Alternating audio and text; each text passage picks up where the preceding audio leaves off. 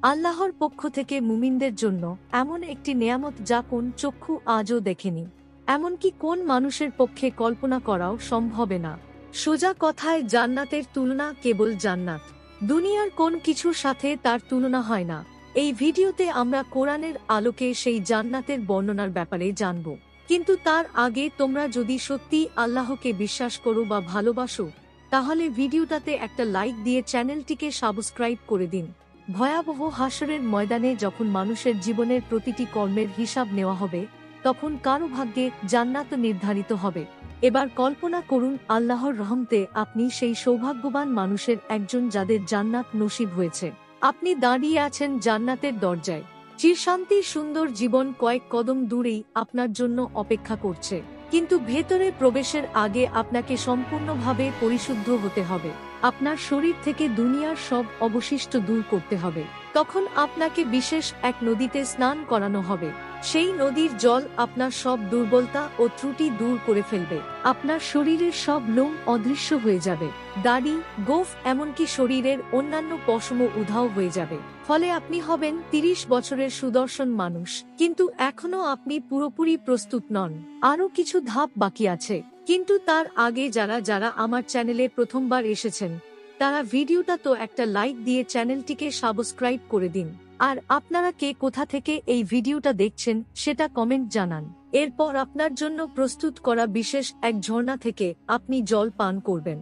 এতে আপনি হবেন সম্পূর্ণ পবিত্র ভিতর থেকে এবং বাহির থেকে, পুরোপুরি জান্নাতের জন্য প্রস্তুত। এরপর আপনি দাঁড়াবেন সেই ফেরেশতার সামনে, যার দায়িত্ব হলো আপনার জন্য দরজা খুলে যাওয়া। তার নাম হলো রিদওয়ান। যাই হোক, জান্নাতের দরজার কথা বলতে গেলে জান্নাতের মোট 8টি দরজা রয়েছে। প্রতিটি দরজা দিয়ে মানুষ জান্নাতে প্রবেশ করবে। আপনি কোন দরজাতে প্রবেশ করবেন তা নির্ভর করবে তুমি কেমন জীবন কাটালে তার উপর।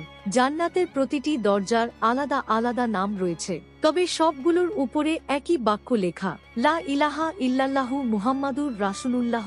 যারা দুনিয়াতে নিয়মিত নামাজ আদায় করেছে তারা প্রবেশ করবে সালাত নামক দরজা দিয়ে, আর দ্বিতীয় দরজা রাইয়ান, যারা রোজা রেখেছে।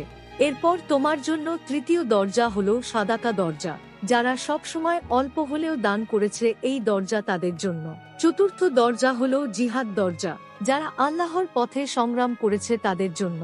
এবং পঞ্চম দরজা হলো হজ দরজা, যারা মক্কায় গিয়ে হজ আদায় করেছে তাদের জন্য।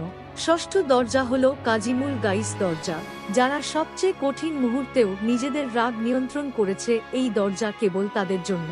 সপ্তম দরজা হলো আমান দরজা, যারা হিসাব নিকাশ ছাড়াই জান্নাতে প্রবেশ করবে। আর অষ্টম দরজা হলো জিকির দরজা, যাদের হৃদয় সর্বদা আল্লাহকে স্মরণ করেছে, এই দরজা তাদের জন্য।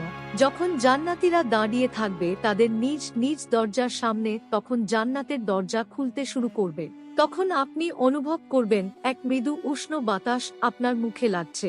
এমন বাতাস আপনি কখনো অনুভব করেননি, এত সুন্দর, এত অনন্য যে প্রায় আপনি হারিয়ে যাবেন। দুনিয়ার সবচেয়ে উৎকৃষ্ট সুগন্ধিও তার সাথে তুলনা করা যায় না। সব ব্যথা, অনুশোচনা আর দুঃখ আপনার ভেতর থেকে মুছে ফেলা হবে। অবশেষে আপনি প্রবেশ করলেন জান্নাতে।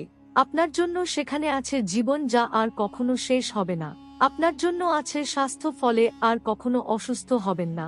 আপনার জন্য আছে যৌবন, ফলে আর কখনো বুড়ো হবেন না। আপনার জন্য আছে সুখ, ফলে আর কখনো দুঃখ পাবেন না। আপনি জান্নাতে প্রবেশ করতেই ফেরেশতারা আপনাকে স্বাগত জানাবে আর বলবে, আল্লাহর পক্ষ থেকে তোমার উপর শান্তি বর্ষিত হোক। প্রথমে আপনাকে দেওয়া হবে প্রাসাদ, বাগান ও পুকুর। তারপর আপনার হৃদয় যা চায় তাই আপনাকে দেওয়া হবে। হ্যাঁ বন্ধুরা, এটাই জান্নাত। এমন এক জায়গা যেখানে নেই কোন দুঃখ, নেই কোন ভয়, নেই বার্ধক্য, নেই ব্যথা। এমন এক জায়গা যেখানে রয়েছে সব সৌন্দর্য যা আপনি জানেন এবং জানেন না। আপনি বসবাস করবেন এমন ঘরে যা তৈরি হয়েছে সোনা ও রূপার ইট দিয়ে।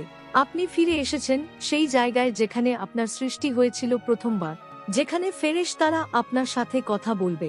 তারা জিজ্ঞেস করবে, সবে তুমি জান্নাতে প্রবেশ করেছ, এখন বল তুমি কি চাও। উত্তরে আপনি বলবেন, আমি ইতোমধ্যেই আমার রবের অসংখ্য নিয়ামত ও উপহার দেখেছি, আমাকে আরেকটু সামনে যেতে দাও এবং আরো উপভোগ করতে দাও। তখন ফেরেশতারা উত্তর দিবে, এগুলো তো কেবল সূচনা, তুমি এখনো কিছুই দেখনি, এর চেয়েও মহান নেয়ামত তোমার জন্য অপেক্ষা করছে। এরপর আপনি এগিয়ে চললেন। আপনি যতই কাছে যান কিছু দাসদাসী উপস্থিত হয়, তাদের রূপ যেন ছড়িয়ে থাকা মুক্তার মতো। তারা হাতে ধরে আছে রূপার থালা ও সোনার পাত্র। তারা সালামের মাধ্যমে আপনাকে অভ্যর্থনা জানাবে। আপনি সিদ্ধান্ত নিলেন এখানেই থেকে যেতে, কিন্তু ফেরেশতারা বলল এর চেয়েও মহান নেয়ামত সামনে আছে। ফলে অবাক হয়ে আপনি আবার হাঁটতে লাগলেন। এবার আপনি দেখলেন আরেকটি প্রাসাদ যা লালচে রুবি দিয়ে গড়া, এত পরিষ্কার উজ্জ্বল যে বাহির থেকে ভিতরের অংশ দেখা যায়। তারপর আপনি তার ভেতরে প্রবেশ করলেন। ভেতরে আছে ৭০,০০০ কক্ষ। হঠাৎ একটি দরজা খুলে গেল, যেখানে ভেতরে প্রবেশ করল আপনার প্রিয়জনেরা, আপনার মা, বাবা, প্রিয়তমা স্ত্রী আর সন্তানেরা। আহ, আর কি চাই! আনন্দে আপনার নিঃশ্বাস আটকে যাওয়ার মতো অবস্থা। যেসব মুমিনদের সাথে আপনি পৃথিবীতে চলাফেরা করতেন তারাও এখন আপনার পাশে। যদি আপনি এই জীবনে বিবাহিত হন এবং উভয়ই জান্নাতে প্রবেশ করেন তাহলে আপনাদের বন্ধন আবার ফিরিয়ে দেওয়া হবে। কিন্তু এবার আর কখনো আলাদা হতে হবে না। যেই স্বামী বা স্ত্রী জান্নাতে উচ্চ মর্যাদা পাবে, অন্যজনকেও সেই স্তরে তুলে দেওয়া হবে। সেখানে থাকবে না কোন ঝগড়া, না হৃদয়ে ভাঙ্গা, না বিশ্বাসঘাতকতা। আপনি যখন তার চোখের দিকে তাকাবেন আপনার হৃদয় মনে করবে এই মুহূর্তের জন্যেই সে সৃষ্ট। আপনি তার হাত ধরবেন এবং একসাথে হাঁটবেন চিরন্তন জীবনের স্বামী স্ত্রী হয়ে। অসীম উপত্যকা, বৃক্ষ ও পাহাড়ে হেঁটে বেড়াতে পারবে। মানুষ জান্নাতে চিন্তার গতিতে চলাফেরা করবে, যেমনটা বর্তমানে আত্মা করে। কারণ আত্মা যখন দেহের কারাগার থেকে মুক্ত হয় সে তখন স্বাধীনভাবে চলে বেড়ায় স্বপ্নের মতো। আপনি দুনিয়াতে চোখ বন্ধ করলে হয়তো লন্ডন দেখেন, পরের মুহূর্তেই টোকিও। কিন্তু জান্নাতে এই স্বপ্নের মতো অভিজ্ঞতাই হবে বাস্তব। হ্যাঁ, জান্নাতবাসীরা পাখির মতো উড়বে। তারা বাগান, পাহাড় ও প্রাসাদ ভ্রমণ করবে, যা দুনিয়ার আনন্দদায়ক আলাপের চেয়েও উত্তম হবে।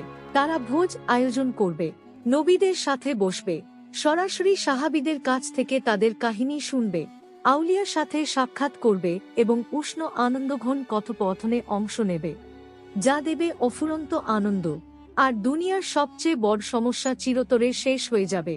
সেখানে আর কেউ একাবোধ করবে না। যখন মানুষরা প্রথম জান্নাতে প্রবেশ করবে তখন তাদের প্রথম খাবার হবে এক তিমির কলিজা। সেখানে খাওয়া দাওয়া হবে কেবল আনন্দের জন্য। বিশেষ করে পাখির মাংস এবং ফলমূলের মধ্যে ডালিম, আঙ্গুর, চেরি, কলা এবং খেজুর থাকবে। জান্নাতের মূলত ৭টি স্তর রয়েছে। ইবনে আব্বাস রাদিয়াল্লাহু আনহু থেকে বর্ণিত একটি রেওয়ায়েতে আমরা এটাই জানতে পারি। প্রথম স্তর জান্নাতুল ফেরদাউস। এটি জান্নাতের সর্বোচ্চ স্তর। এটি জান্নাতের কেন্দ্রস্থলে অবস্থিত এবং সবচেয়ে মূল্যবান অংশ। এটি সরাসরি আল্লাহ আরশের নিচে। হাদিসের ভাষ্যমতে জান্নাতুল ফেরদাউসের 4টি বিভাগ রয়েছে। 2টি বিভাগে সবকিছু সোনার তৈরি আর 2টি বিভাগে সবকিছু রূপার তৈরি। কে কে এই ফেরদাউসে প্রবেশ করবে? আর দ্বিতীয় স্তর হল জান্নাতে আদান। এটি নবী, রাসূল, সত্যবাদী, শহীদ ও সৎ মুমিনদের জন্য। এর ভেতরে সোনার নদী প্রবাহিত হবে। ফেরেশতারা মুমিনদের অভিনন্দন জানাবে এবং ধৈর্যের জন্য জান্নাতের সুসংবাদ দেবে। তৃতীয় স্তর হল জান্নাতুন নাইম। এটি নেয়ামত ও শান্তিতে পূর্ণ এক জান্নাত, যা মুমিন চাইবে সবকিছু সেখানে থাকবে। তারা আল্লাহর অনুগ্রহে চিরস্থায়ী আনন্দে বসবাস করবে। আর চতুর্থ স্তর হল দারুল খুলুদ, বিশ্বাসীদের জন্য চিরন্তন সুখের আবাস। এখানে কোন ভয় বা দুঃখ থাকবে না। অসংখ্য নেয়ামতে পরিপূর্ণ হবে অধিবাসীরা। পঞ্চম স্তর হল জান্নাতুল মাওয়া, বিশেষভাবে শহীদদের জন্য প্রস্তুতকৃত জান্নাত এটি। তারা সেখানে আল্লাহর অফুরন্ত নেয়ামত উপভোগ করবে এবং চিরন্তন সুখে থাকবে। আর ষষ্ঠ স্তর হল দারুস সালাম, বিশ্বাসীদের জন্য চিরন্তন শান্তি ও নিরাপত্তার জান্নাত, যেখানে থাকবে না কোন ভয়, দুঃখ কিংবা কোন মন্দ কিছু। সপ্তম স্তর হল ইল্লিয়ুন, উচ্চ ও মহান স্থান যেখানে আল্লাহর নিকটবর্তী ফেরেশতারা এবং সৎ মুমিনরা অবস্থান করবে। তাদের মুখমণ্ডল থেকে নির্গত আলো সমস্ত জান্নাতকে আলোকিত করে তুলবে। এমনকি জান্নাতের সেই স্তরও আলোকিত হবে যা সবচেয়ে দুর্বল মুসলিমকে দেওয়া হবে। তা হবে 10টি বিশ্বের সমান বিশাল। আর যখন জান্নাতীরা জান্নাতের উচিত স্তরে থাকা প্রাসাদগুলোর দিকে তাকাবে তাদের দূরত্ব এতটাই বিশাল হবে যে তারা সেগুলোকে তারার মতো দেখবে, যেমন আমরা এই দুনিয়ার আকাশে দূর থেকে তারাগুলো দেখি। তারা ধীরে ধীরে অভ্যস্ত হয়ে যাবে জান্নাতের জীবনের সাথে। তারা এতটাই পবিত্র যে কোন মানুষ বা জিন তাদের স্পর্শ করেনি আগে। জান্নাতে কেউ কখনো কোনো কিছুতে অসন্তুষ্ট হবে না, এবং সেখানে হিংসা থাকবে না। জান্নাতের প্রাকৃতিক সৌন্দর্য এই দুনিয়ার যেকোনো কিছুর চেয়েও বহুগুণ শ্রেষ্ঠ। সেখানে অসংখ্য গাছ থাকবে, কিন্তু একটি গাছ বিশেষভাবে আলাদা, তা হল তুবা গাছ। এর আকার বর্ণনাতীত।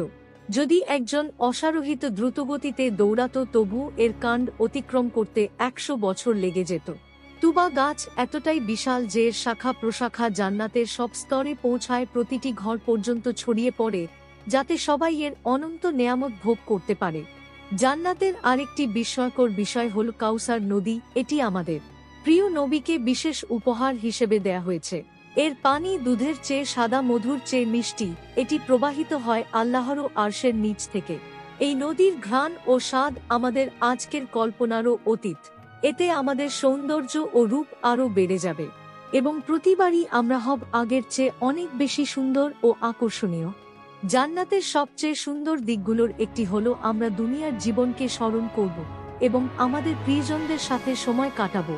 যারা জান্নাতের উপযুক্ত হয়েছে, আমরা একসাথে বসবো, আলাপ করব, একে অপরের জন্য যে দুনিয়ার অভাব বোধ ছিল তা মিটিয়ে নেব। আসুন আমরা সবাই নিজেদের জন্য এবং সব মুসলমানের জন্য দোয়া করি। আল্লাহ আমাদের ক্ষমা করুন, আমাদের প্রিয়জনদের সাথে জান্নাতে মিলিয়ে দিন।